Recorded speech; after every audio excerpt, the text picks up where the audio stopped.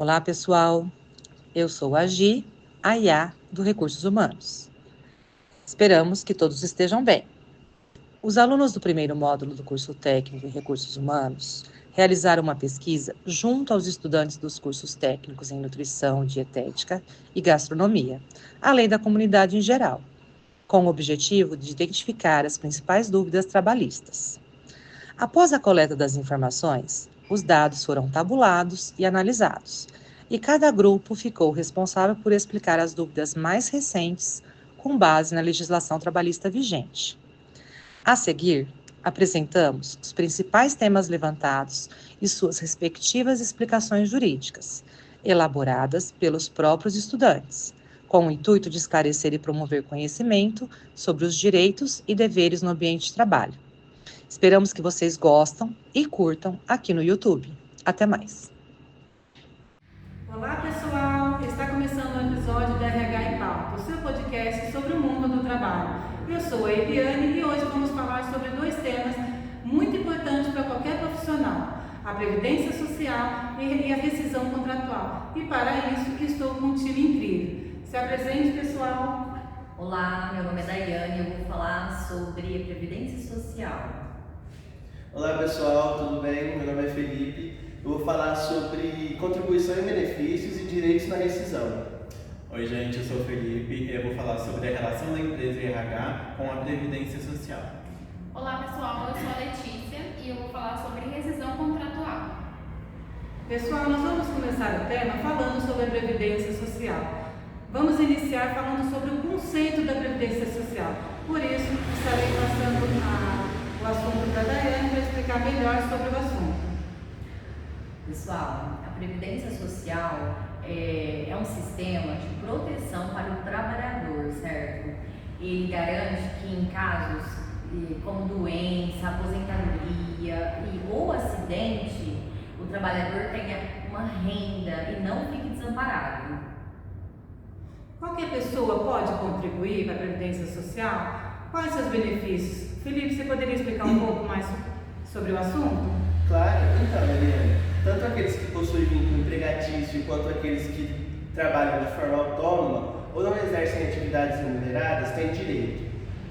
Alguns benefícios são como aposentadoria, salário maternidade, salário por incapacidade temporária e pensão por morte. Toda empresa, ela possui RH. Qual a função dela nesse ambiente, Felipe? Então, Liane, o setor de RH ele tem um papel essencial. Ele garante que as contribuições sejam refeitas de forma correta e orienta os funcionários sobre seus direitos. Além disso, é o RH que fornece documentos como o CNIS e ele encaminha os afastamentos do INSS. Certo. Pessoal, falamos um pouco sobre a Previdência Social e agora vamos falar um pouco sobre a rescisão contratual, tá? Sobre os tipos e causas. Letícia, você pode explicar um pouco para a gente? Claro, então pessoal, quando falamos sobre rescisão contratual, ela pode acontecer por diversos motivos, sendo uma demissão sem justa causa, que é quando o empregador decide demitir o funcionário sem nenhum motivo específico. Tem a demissão com justa causa, que é quando o empregador decide desligar o funcionário por alguma falta grave que ele cometeu na empresa. Também tem o pedido de demissão, quando o funcionário mesmo decide se desligar da empresa. Tem o término de contrato temporário, que é quando o prazo combinado com o funcionário chega ao fim. E também lembrando que cada tipo de rescisão tem suas regras e seus valores diferentes. Então é sempre importante ficar atento, né, nos direitos e nas obrigações de cada caso de rescisão. Exatamente. Tem muita gente que hoje tem dúvida, né, sobre o que receber numa rescisão contratual. Felipe, você pode explicar um pouco sobre o assunto? Quais são os direitos dele? Então, pessoal, na rescisão de contrato, o trabalhador tem direito a receber alguns valores, sendo eles saldo de salário, aviso prévio, 13º proporcional, férias vencidas com 1/3 acrescido, FGTS com multa rescisória de 40% quando aplicável. Então, pessoal, diante de todas essas informações, fica uma dica muito importante. Ao sair do emprego, sempre confira se todos os valores foram pagos corretamente e solicite o termo de rescisão. É um direito do trabalhador, tá? Então, estamos aqui todos juntos, vamos encerrar, tá, o nosso episódio sobre a Previdência Social e a rescisão contratual. Esperamos que vocês tenham aprendido um pouco mais sobre os seus direitos e deveres como trabalhador e como o RH atua nesse processo. Agradecemos a companhia de todos e até o próximo episódio do RH em Pauta. Tchau, pessoal! Então, Esther, a jornada padrão de trabalho é de 8 horas por dia, 44 horas por semana, segundo a CLT. Existe as variações como escalas, né, diferenciadas, que é de 12 por 36, e é um exemplo que eu estou te dando, né, desde que respeite os limites legais e acordos coletivos. Olá pessoal, tudo bem? Meu nome é Esther e hoje vamos falar sobre dois temas que geram muitas dúvidas, jornada de trabalho e férias. Olá pessoal, meu nome é Maria. Então Maria, para começar, qual a jornada de trabalho máxima permitida por lei no Brasil? Então, Elaine, e se a empresa não der as férias dentro do prazo legal? Aí as férias devem ser pagas em dobro e isso está previsto no artigo 137 da CLT. É uma forma de garantir que o trabalhador não fique sem esse direito essencial. Sim, Elaine. A legislação, ela garante que as mulheres que trabalham aos domingos devem ter uma folga nesse dia ou ao menos a cada 15 dias. Essa regra, ela busca equilibrar o convívio familiar e o descanso. Agora, já para os homens, a folga pode ser a cada 7 semanas, dependendo da escala e da convenção coletiva. Sim, Elaine, a legislação, ela garante que as mulheres que trabalham aos domingos devem ter uma folga nesse dia ou ao menos a cada 15 dias. Essa regra, ela busca equilibrar o convívio familiar e o descanso.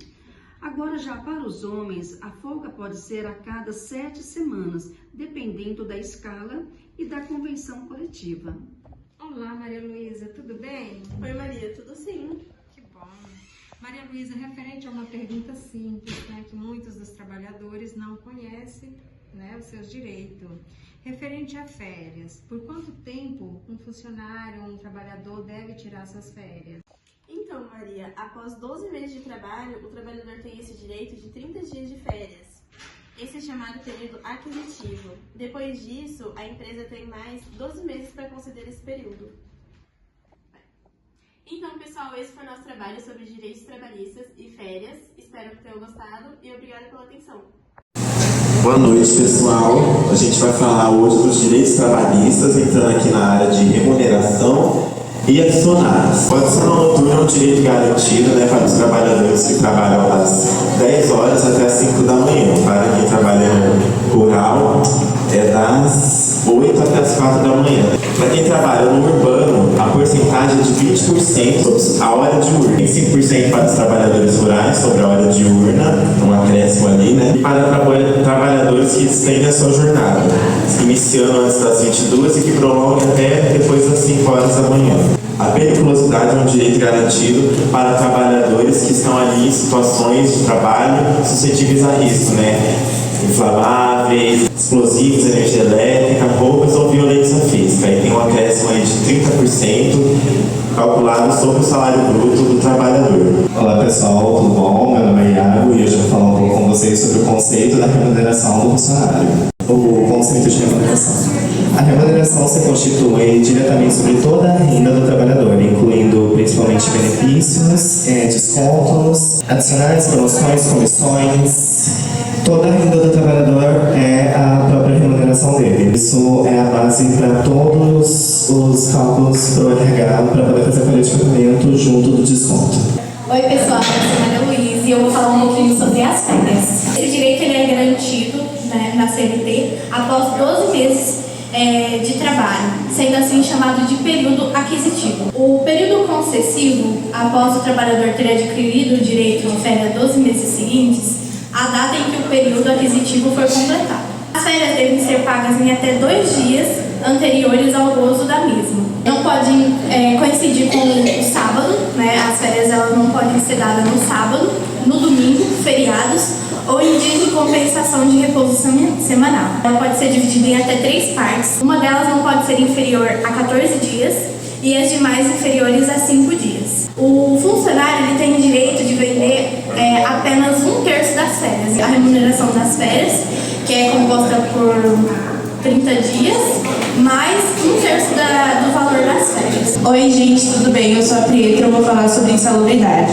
Quando você trabalha em lugares ou condições prejudiciais à saúde acima dos limites tolerados por lei, você tem direito a um adicional do seu salário. Você trabalha em lugares que é muito calor, muito frio, muito barulho, radiação, com produtos tóxicos ou em hospital, você tem direito a esse adicional.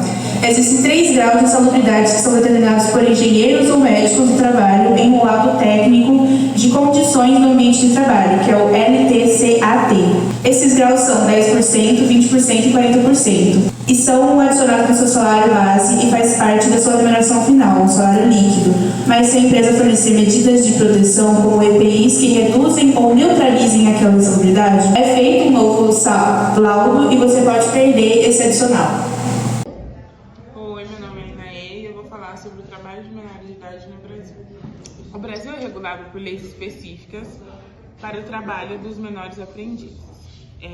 Eles visam proteger os direitos, a saúde e o desenvolvimento na parte escolar dos menores de idade.